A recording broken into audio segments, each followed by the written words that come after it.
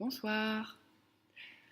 Comme prévu et dit, je vous propose de vous faire la lecture ce soir de Celle qui pèse la vérité, la troisième mère de clan.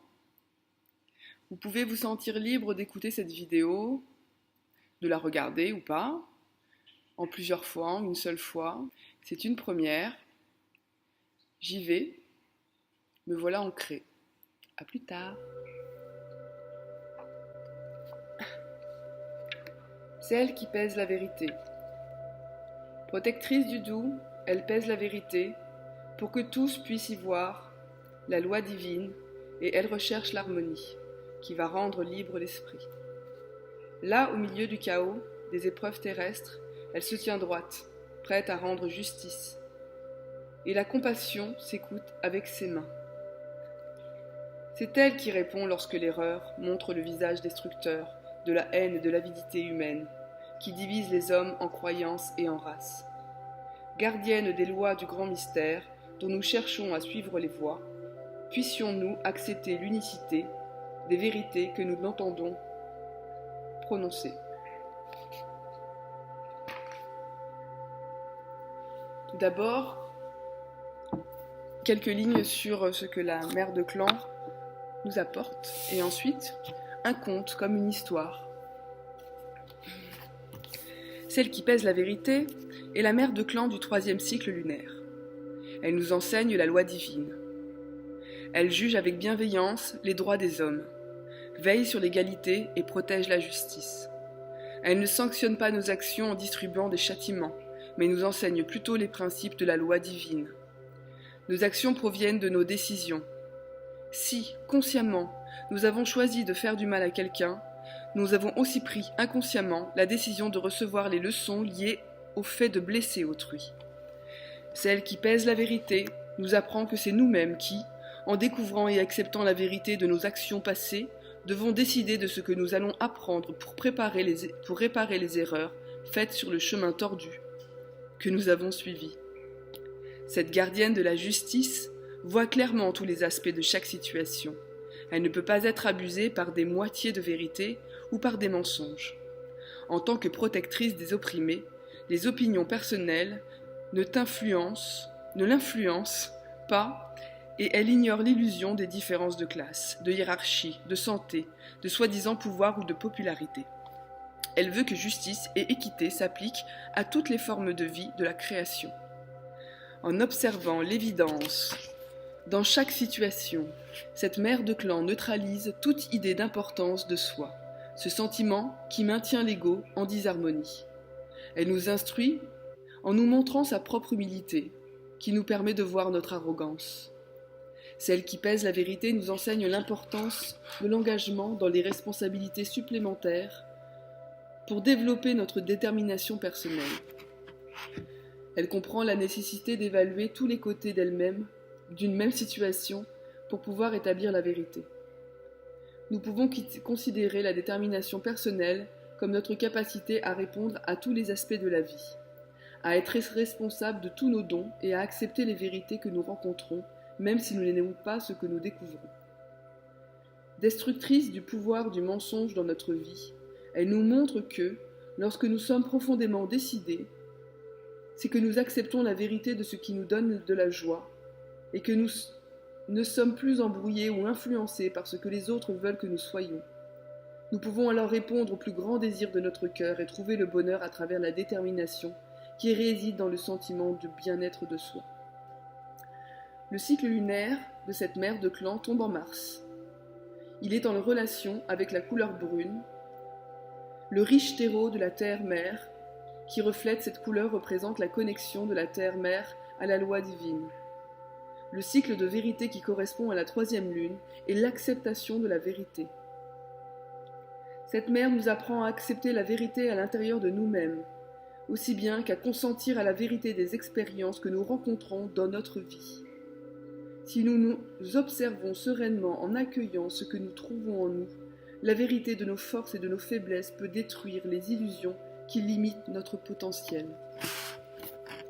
Celle qui pèse la vérité nous apprend que nous n'avons pas besoin de nous focaliser sur ce qui est faible en nous ou sur ce qui ne va pas, mais plutôt de voir ce qui est fort et bon en nous.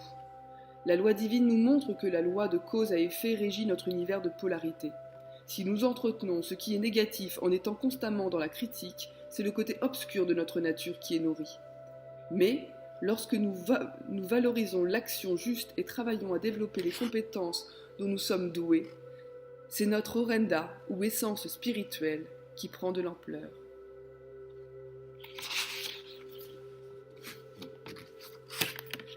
La porteuse du panier au fardeau. Assise dans son wigwam, une sorte de tente, celle qui pèse la vérité, en observait les murs faits de boue et de feuilles.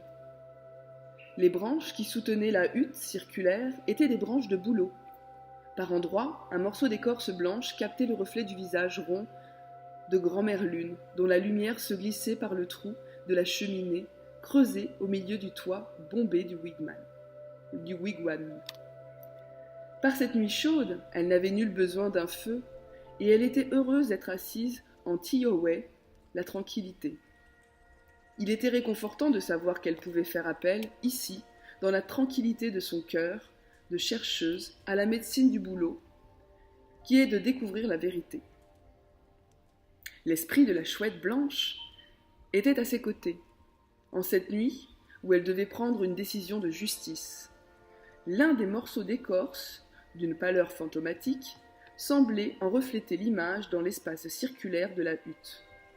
Celle qui pèse la vérité était soutenue par la médecine de la chouette blanche, qui est d'éliminer mensonges et tromperies. La chouette était la gardienne de la sagesse. Son esprit l'avait accompagnée depuis le début de sa marche sur terre, dans sa quête de vérité et d'amitié à travers les erreurs, défis et tribulations qu'elles avaient partagées. En cette nuit d'été, sous la pleine lune, celle qui pèse la vérité devait affronter une situation qui allait mettre à l'épreuve toutes ses capacités afin que la justice puisse accomplir. 2 femmes de la tribu étaient venues la voir 5 jours auparavant pour demander son jugement. Eau-Vive avait accusé Oie-Bleu de prendre plus que sa part sur la réserve commune de nourriture. Et Oie-Bleu avait accusé Eau-Vive d'être trop curieuse et de propager des rumeurs en laissant traîner son regard et ses oreilles dans l'espace sacré des autres.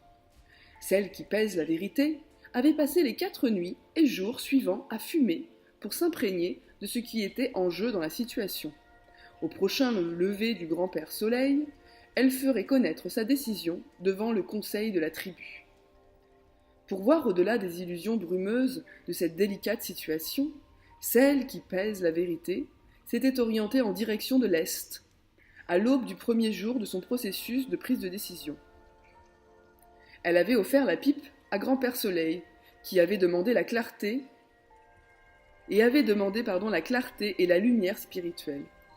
Puis, elle avait rendu grâce pour le don de clairvoyance et pour le sentiment juste que le vent de l'Est lui enverrait, se préparant concrètement à recevoir son message en ouvrant pour cela l'espace dans son cœur. Ensuite, elle avait chargé la pipe et s'était assise en Tiohoué, la tranquillité, pour faire un par le souffle en fumant avec les esprits de chacun des proches convoqués par le tabac. À chaque bouffée, elle sentait la médecine ainsi que la force d'esprit de l'Est pénétrer dans son corps. La fumée qui s'élevait de la pipe flottait vers le ciel, créant un remous dans le vent d'Est.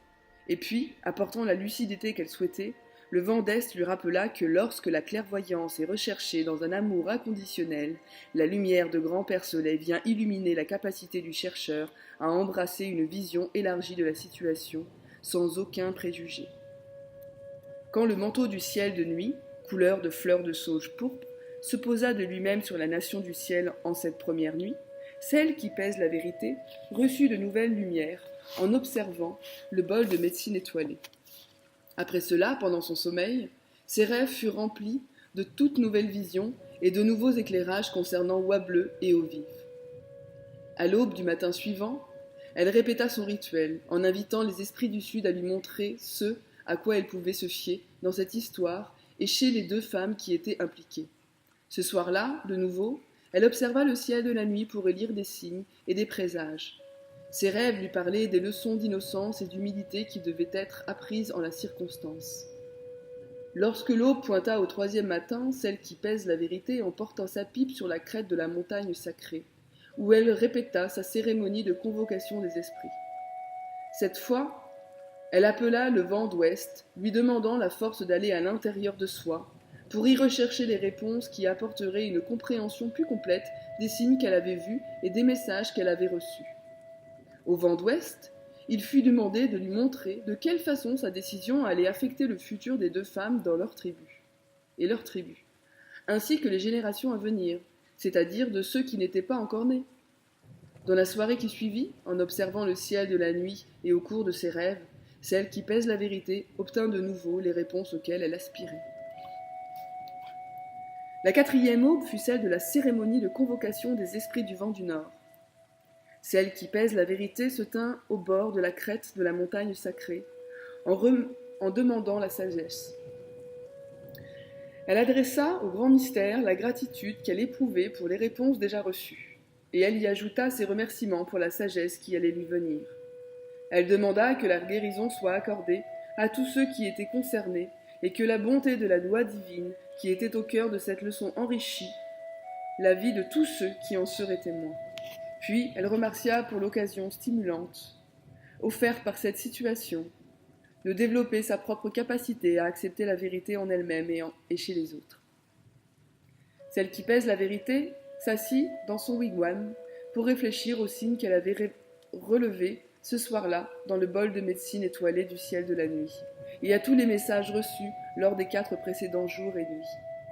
Elle fit appel à l'esprit de la chouette blanche qui avait la garde de la direction d'en haut de son espace sacré, et demanda à cet esprit de se manifester dans la hutte. Puis elle convoqua la belette, qui gardait la direction d'en bas de son espace sacré. Enfin, elle appela le corbeau, le gardien de la loi divine et le protecteur de la direction intérieure de son cœur. Assise dans le calme en regardant la nuit, de ses grands yeux ouverts dans l'obscurité, elle attendit. Elle vit un esprit s'approcher pour se percher sur une branche qui dépassait du mur de torchis. Plusieurs branches avaient été prises dans la construction des murs du wigwam pour constituer des crochets ou pendre des objets pour la maison, des vêtements, sacs de nourriture séchés et sachets de médecine. La chouette se choisit une branche libre, ulula un salut et attendit que les autres esprits du totem arrivent. La belette s'installa sur le dessus d'une souche qui servait de table à la mère de clan et salua silencieusement d'un signe de la tête. L'esprit du corbeau entra par le conduit de la fumée au sommet du wigwam et vint se percher sur une branche, de l'autre côté de la hutte, face à la chouette. Il coissa un salut pour signifier que les 4 amis étaient à présent rassemblés et prêts à commencer leur powwow. Celle qui pèse la vérité était reconnaissante envers les esprits du totem qui étaient venus l'aider dans sa prise de décision finale concernant Eau Vive et Oie Bleue. Elle manifesta à ces totems le respect qu'elle éprouvait pour leur vision, en tendant vers chacun ses paumes de main ouvertes, exprimant par ce langage des signes ses remerciements et son désir de recevoir leurs conseils. Le corbeau commença par leur rappeler que la loi divine est l'harmonie qui existe dans tout ce qui fait partie de la nature créée par le grand mystère, et non pas dans les lois conçues par les humains. Ensemble, les 4 amis devaient trouver les réponses qui resterait la justice de la loi divine, avec une honnêteté qui porterait l'équilibre dans la vie de tous ceux qui étaient concernés. Le corbeau demanda à la belette de dénicher la vérité. Étant le détective du règne animal, la belette pouvait se servir de la médecine d'astuce, ruse et d'ingéniosité, ainsi qu'observer l'évidence pour mettre en lumière la vérité. Le corbeau demanda à la chouette d'avoir recours à la médecine qui est la sagesse, discernement et destruction de l'illusion trompeuse, pour aider le groupe à voir la vérité dans son ensemble, à l'état sauvage. Le cri naturel de la chouette était de demander systématiquement « Où ?» Mais invariablement, elle trouvait aussi les réponses à qui, que, quoi, et comment, et pourquoi. Elle était capable de découvrir ces réponses parce qu'il lui était facile de faire la différence entre une vérité, une moitié de vérité, et un mensonge. Nos 4 amis passèrent du temps à considérer la difficile question de savoir comment servir au mieux la justice. Lorsque tous les éléments eurent été passés en revue, les esprits du totem de celle qui pèse la vérité se glissèrent dans l'obscurité, en la laissant seule, assise dans le calme une fois de plus. Elle fit alors prendre à son corps la position d'un grand lézard qu'on appelle crocodile, de façon à entrer en contact avec la médecine, de digérer et assimiler la vérité. À la façon du grand lézard des rivières, elle prit son repas de pensée en plongeant dans les eaux et ses sentiments personnels et absorba chaque morceau de vérité pour pouvoir ingérer tout ce qu'elle avait appris sur la situation. Tout en reposant sur le ventre dans son vêtement de nuit, elle envoya, depuis son nombril jusqu'au plus profond du corps de la terre-mère, le cordon ombilical qui la reliait spirituellement à elle. Les fibres de lumière qui composaient ce cordon transmettaient à son corps des ondes de chaleur venues du plus profond de la terre, cependant qu'elle rêvait de différentes solutions. Dans son rêve, elle chevauchait le poney rayé de blanc et de noir qu'on appelle zèbre. Le zèbre lui rappelait sa médecine. Rien n'est définitif ou absolu dans le monde naturel. Rien n'est totalement clair ou sombre, blanc ou noir. Dans sa chevauchée, elle traversa les plaines d'herbes dorées balayées par le vent, avec des arbres en forme de gros champignons dont les silhouettes rondes se découpaient sur l'horizon. Elle chevaucha de plus en plus vite à travers le paysage de son rêve, jusqu'à ce que les rayures du corps du zèbre s'estompent en un volume de lumière brillante qui fusionna avec sa propre chevelure, flottant librement au vent, et, avec son corps, devenu aussi le prolongement vivant de son compagnon lancé au galop. Soudain le paysage changea, et ils se retrouvèrent tous les deux dans un autre décor. Le zèbre fit halte devant une grotte envahie de fougères, où une eau claire, pure, se précipitait depuis une saillie rocheuse dans un bassin limpide en dessous. Celle qui pèse la vérité descendit de sa monture pour écouter la chute d'eau. La grotte était parsemée de minuscules fleurs bleues et de castilleras orangées. Elle remarqua que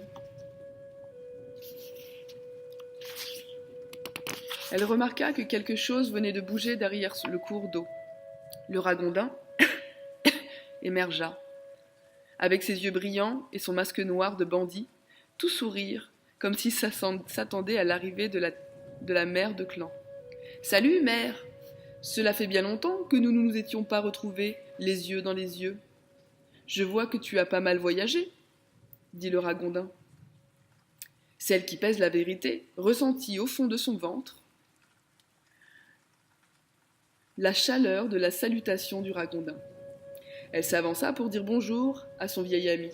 « Mon cœur est comblé, petit bandit, » répliqua la mère de clan. « C'est bon de te regarder de nouveau dans les yeux. Quelle parole de sagesse as-tu pour moi à présent ?»« Eh bien, mère, je suis toujours le protecteur de l'opprimé, du faible, du fragile et du vieillard. Ma médecine devient chaque jour plus puissante, cependant que l'avidité et les inégalités ne cessent de dominer les cœurs de la tribu humaine. Je suis venu te dire que, lorsque tu vas arrêter ta décision avec le lever de Grand-Père Soleil, tu voudras peut-être prendre en considération les droits de ceux qui dépendent aussi des réserves communes de nourriture, mais qui n'ont pas pris leur part pour pouvoir laisser davantage aux autres. Ces membres de la tribu ont pourtant planté, ramassé et entassé autant que les autres, mais, dans leur docilité et leur humanité, ils ont choisi de venir en aide à ceux qui sont dans le besoin en prenant moins que ce à quoi ils ont droit. » Le ragondin venait de révéler la pièce manquante dans la confrontation entre oie bleue et eau vive. Les droits de ceux qui avaient été lésés, sans qu'on y prenne garde, par les agissements des deux femmes devaient être pris en compte. Dans son rêve, celle qui pèse la vérité pouvait voir le zèbre s'ébrouer et gratter le sol pour attirer son attention. Le zèbre se mit à hennir puis par là-haut. « Rien n'est jamais noir ou blanc, n'est-ce pas, mère ?»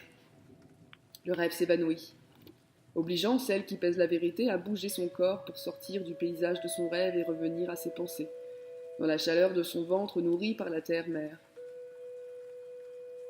À tous les sentiments expérimentés pendant les 4 jours et nuits précédents, se mêlaient, dans les fibres de la lumière du cordon ombilical, la sagesse recueillie auprès des esprits de son totem ainsi que les souvenirs ramenés de son rêve. Tous ensemble, sentiments, impressions, faits et sagesse tourbillonnaient à l'intérieur du ventre de la mère de clan. ce qui constituait une bonne dose d'informations à digérer avant le lever du grand-père Soleil. Celle qui pèse la vérité réexamina en détail l'accusation d'Eau-Vive. Eau-Vive avait dit que Oie-Bleu avait pris plus que sa part sur la nourriture qui avait été plantée, cultivée, récoltée et mise en réserve par tous les membres de la tribu. Si Oie-Bleu avait accumulé pour sa famille davantage de nourriture que sa juste part, la mère de clan se souciait de comprendre profondément pourquoi elle avait agi ainsi. La belette avait montré à celle qui pèse la vérité la douleur qu'Oie-Bleu avait enfouie dans son cœur avec la perte de son enfant mort de faim 2 hivers auparavant. La chouette avait vu à travers la réaction trompeuse d'Oie-Bleu, qui avait accusé Eau-Vive de se mêler des affaires des autres, son effort pour cacher sa peur d'être découverte et qu'un autre de ses enfants meure aussi de faim. Oie-Bleu avait été blessée et n'avait pas pu guérir de la perte de son petit parce qu'elle se blâmait elle-même de ne pas avoir ramené assez de nourriture pour sa famille. Pour Eau-Vive, c'était une autre histoire. Elle ne faisait pas mentir son nom. Son rire était semblable à la mélodie des cours d'eau et des ruisseaux, mais sa faiblesse était de déverser son bavardage sur les autres, sans se soucier de l'importance du préjudice qu'elle pouvait ainsi porter à autrui. Il était vrai qu'Eau-Vive ne gardait pas pour elle son avis, et qu'elle se préservait, et qu'elle ne réservait pas ses yeux et ses oreilles à ce qui la concernait. C'est pourtant le respect d'une certaine courtoisie qui préservait l'espace sacré dans la vie tribale. Cette règle, pour une vie heureuse, était bonne. Elle voulait que les membres de la tribu, quels qu'ils soient, détournent les yeux lorsque la vie personnelle de quelqu'un d'autre se trouvait exposée au grand jour. Si, par inadvertance, quelque chose échappait qu'il captait au passage, cela était considéré comme une information privilégiée et ne devait pas être répété pour ne pas manquer de respect à l'espace sacré d'autrui. Sans aucun doute, Eau-Vive se montrait une redoutable fouineuse dès que l'occasion s'en présentait, et son besoin outrancier d'être remarquée et reconnue lui avait créé des problèmes dans le passé.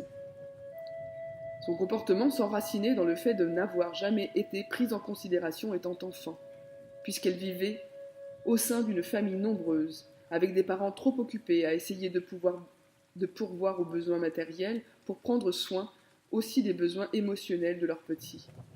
Pendant son enfance, Eau-Vive avait développé un caractère de rapporteuse, en découvrant qu'elle pouvait attirer l'attention sur elle si elle adoptait elle-même une attitude stricte et indignée lorsqu'elle signalait les mauvaises actions des autres. Mais la sorte d'attention qu'Eau-Vive reçut en retour fut qu'on se méfia d'elle et qu'on l'évita. Dans sa propre confusion à savoir si oui ou non elle se faisait remarquer, Eau-Vive s'était effectivement coupée elle-même de véritables relations d'amitié. Oie-Bleu agissait à partir d'anciennes douleurs et d'anciennes peurs. Eau-Vive agissait à partir de ses blessures et de son besoin d'être aimée et reconnue. Chacune était assise d'un côté du grand miroir fumant, projetant ce qu'elle supposait être la vérité dans le brouillard des illusions, un brouillard qui pouvait déconcerter même l'observateur le plus averti. Celle qui pèse la vérité prit son comptant de nourriture par le cordon ombilical qui la reliait spirituellement depuis son nombril au plus profond du corps de la terre-mère et lâcha prise sur le problème en dormant jusqu'à l'aube. Juste avant midi, elle changea de vêtements et revêtit sa tenue d'apparat. La peau de biche dans laquelle ses atours étaient confectionnés avait été tannée puis travaillée au charbon et à la cire pour donner les pièces avec lesquelles elle avait réalisé sa robe, ses pantalons et ses mocassins. La mère de clan fouilla au fond de l'étagère en torchis de son wigwam pour en ramener un sac spécial. Avec précaution, elle déballa le masque de corbeau qu'elle avait sculpté il y a bien longtemps et le regarda en face. Les plumes noires avaient été fixées sur le masque par une colle qu'elle avait fabriquée en taillant et faisant bouillir des pattes de bison. Elle avait passé 2 lunes à créer le masque et était heureuse du résultat. Aujourd'hui encore, après tant d'hiver, le bec était jaune, symbole de la loi divine dispensée à tous dans l'amour inconditionnel, semblable à la couleur jaune de Grand-Père Soleil. Les yeux étaient rouges, représentant la foi que possède le gardien de la loi divine, qui sait qu'accepter la vérité est un acte d'humilité. Lorsque Grand-Père Soleil fut au zénith de son parcours à travers le ciel bleu, celle qui pèse la vérité s'assit dans sa grande tenue, au milieu du conseil de la tribu. Ovive et Oie-Bleu s'assirent en face d'elle, entourés des aînés qui formaient les gardiens de la sagesse de la tribu. Au-delà du cercle se trouvaient tous les autres membres de la tribu, attendant silencieusement que la procédure commence. Celle qui pèse la vérité prononça des paroles de remerciement, exprimant sa gratitude pour l'occasion de partage et de guérison qu'offrait la situation en question. Puis on fit brûler des herbes douces,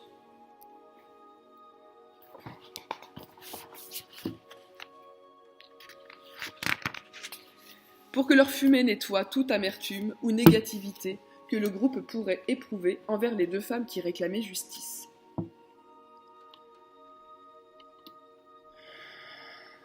Celle qui pèse la vérité commença ainsi. Je suis arrivée à une décision dans cette affaire après les 4 jours et nuits voulus par la loi de la tribu pour accomplir correctement ma tâche. J'ai consulté les esprits du totem, le bol de médecine étoilé du ciel de la nuit, les 4 vents du changement, les ancêtres, les 4 chefs de clan de l'air, de la terre, de l'eau et du feu, et Sueño, le grand mystère. J'ai été nourri par la terre mère et béni par le ciel père. J'ai vu les cœurs de ces 2 femmes et découvert la solution nécessaire pour amener la guérison et l'harmonie dans notre tribu. Oie-Bleu a pris davantage que sa part dans notre réserve de nourriture parce qu'elle avait peur de perdre un autre enfant à cause de la famine. Elle porte intérieurement le blâme d'une mère qui s'est sentie impuissante quand la mort lui a pris son petit. Bien qu'elle ait été guidée par la honte et la peur, c'est un comportement égoïste qui n'a pas pris en considération les droits de ceux qui ont travaillé aussi dur qu'elle pour constituer ces réserves d'hiver dont nous dépendons tous. Pourquoi Bleu marche de nouveau sur le chemin de beauté? Elle doit rendre la part qu'elle a pris en trop. Puis, elle doit aller dans les bois pour ramasser une quantité du double de ce qu'elle a dérobé en secret dans nos réserves.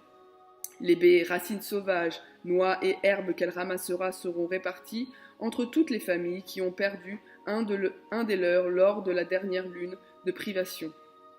Lorsqu'elle aura accompli cette tâche, Oie-Bleu prendra soin des différents enfants qui ont perdu leurs parents dans la famine. À chaque cycle lunaire, elle devra traiter comme son propre enfant chacun de ceux dont elle s'occupera. Ovive a parlé hors de propos lorsqu'elle a rapporté son commérage sur Oie-Bleu. Elle n'a pas respecté le droit naturel qu'a tout membre de la tribu de déterminer pour lui-même quel est le comportement correct basé sur son point de vue sacré. Ovive devra suivre Oie-Bleu comme une compagne silencieuse et l'aider dans sa récolte ainsi qu'au cours de ses visites aux familles en deuil. Pendant tout le temps où elle aidera Oie-Bleu, Ovive n'est pas autorisée à parler de ce qu'elle a vu ou entendu, et elle ne devra pas non plus en parler dans le futur. Pendant les 13 prochaines lunes, Ovive ne parlera pas du tout, elle écoutera. Elle aidera la femme médecine et moi-même pendant les séances de soins et de conseils, mais il lui est interdit de parler de ce qu'elle voit ou entend et ne devra pas non plus en parler dans le futur. Les 2 femmes devront se présenter à nouveau devant ce conseil dans 13 lunes. Da Naheo, ainsi est-il décidé. Les 13 lunes passèrent rapidement et le conseil de la tribu fut de nouveau réuni. Celle qui pèse la vérité siégea dans sa grande tenue de corbeau au centre du cercle et demanda à Oie-Bleu de parler de ce qu'elle avait appris dans ce parcours de guérison. J'ai appris que tous les membres de cette tribu ont souffert de pertes. Mère, j'ai partagé mon deuil et les leurs, et j'en suis venu à réaliser que nous travaillons ensemble pour une bonne raison. Unité, partage et soin les uns aux autres est la force qui nous lie ensemble comme un seul corps. J'ai abandonné ma peur de la précarité et j'ai découvert la foi qui m'avait fait défaut. Je n'ai plus peur de me retrouver seule. Si mon enfant meurt et part pour le monde de l'esprit, j'ai fait la paix avec moi-même et ne porte plus en moi le blâme ou la honte qui obscurissaient ma compréhension. J'ai élargi ma famille au-delà des frontières de la parenté, de sang, et j'ai aimé chacun des enfants qui avaient besoin de moi. À travers la perte de ses proches, chaque adulte ou enfant en deuil a vécu avec moi un lien de passage qui s'est créé en laissant nos chagrins pour trouver de la joie, du réconfort et de la compréhension dans la compagnie l'un de l'autre. Celle qui pèse la vérité remercia Oie-Bleu et demanda à Eau-Vive de parler des leçons qu'elle avait apprises pendant les 13 dernières lunes. Eau-Vive n'avait pas parlé depuis la dernière fois où elle avait comparu devant le conseil de la tribu, et son malaise était visible. Elle s'efforça en vain de faire sortir un mot rauque de sa gorge. Elle essaya de nouveau après un petit moment et retrouva enfin sa voix. Ces 13 lunes ont changé mon attitude, mon chemin, ma compréhension et mon sens de soi. Je veux t'exprimer ma gratitude, mère. En écoutant les histoires des autres, j'ai vu et entendu l'histoire de mon propre cheminement depuis la blessure jusqu'à la guérison. J'ai appris la gentillesse et la compassion pour moi-même en faisant attention aux autres et en prenant soin d'eux. Je comprends la folie de mon besoin d'avant d'être reconnu comme une personne de valeur. Je me sentais sans valeur parce que je n'avais jamais vu mon propre potentiel ni mes talents. Je n'avais l'expérience que de la voix qui critiquait dans ma tête et qui disait que je ne serais jamais assez bien. Et parce que je croyais que je ne valais pas la peine d'être aimé, j'ai blessé les autres en soutenant qu'ils devaient suivre un chemin fait des mêmes règles dures que celles que je m'étais imposées à moi-même. J'ai appris la compassion d'Oie-Bleu et de ceux qui ont partagé les peines de leur cœur.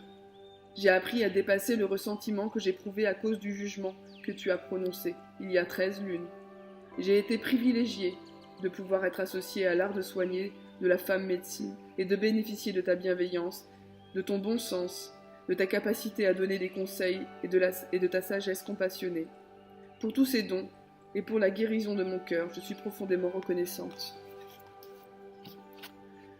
Le cœur de celle qui pèse la vérité débordait. Des cris de joie et des hurlements de victoire remplirent l'air du matin, manifestant que tous les membres de la tribu se réjouissaient. Chacun d'eux avait vu les changements des deux femmes et attendu impatiemment ce jour. Le chemin de beauté avait été restauré au sein de la tribu, sans châtiment injuste ou toute autre décision qui aurait pu créer une scission entre eux. Tout venait au service de l'harmonie de la loi divine. Chaque femme avait accepté la vérité de ses agissements et découvert des façons de soutenir et de soigner les vieilles douleurs qui avaient créé son chemin tordu. La vie était bonne et l'abondance qui se trouvait au cœur de cette tribu aimante revenait avec son équilibre. Celle qui pèse la vérité vit que Eau-Vive et Oie-Bleu avaient appris la valeur de la sororité en agissant ensemble dans leur diversité. Pour mener à bien leurs propres tâches, chacune avait dû s'appuyer sur l'autre, voir leurs similitudes et aller au-delà de leurs opinions pour trouver un lien commun. Grâce à cette compréhension mutuelle, une amitié était née, qui avait rendu sœurs d'anciennes ennemies.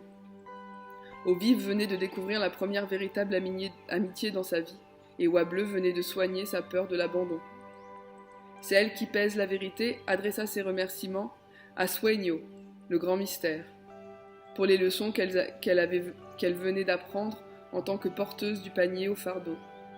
La mère de clan n'éprouvait plus du tout, comme une charge, son rôle de rendre justice. Elle réalisa que chaque être à deux jambes porte en lui le fardeau de la responsabilité de ses propres actions. Pour grandir, chaque être humain recueille les leçons qu'il a besoin d'apprendre, ajoutant ses expériences dans le panier au fardeau qu'il porte au cours de sa marche terrestre. La responsabilité d'accepter la vérité de ces leçons est laissée à chaque individu. À lui de décider s'il s'en sent encombré ou libéré par ses expériences. À partir de ce jour, celle qui pèse la vérité allait se souvenir pour toujours qu'au corbeau appartient le coassement qui chevauche les vents en direction de toutes les nations. La loi divine apportera une vie abondante à tous les êtres si nous nourrissons la bonté en nous et n'alimentons pas l'ombre par nos chagrins passés. C'est seulement ainsi que l'humanité acceptera la vérité, comprenant que le grand mystère a créé les êtres à deux jambes pour cheminer dans la beauté en tant que porteurs vivants de l'amour.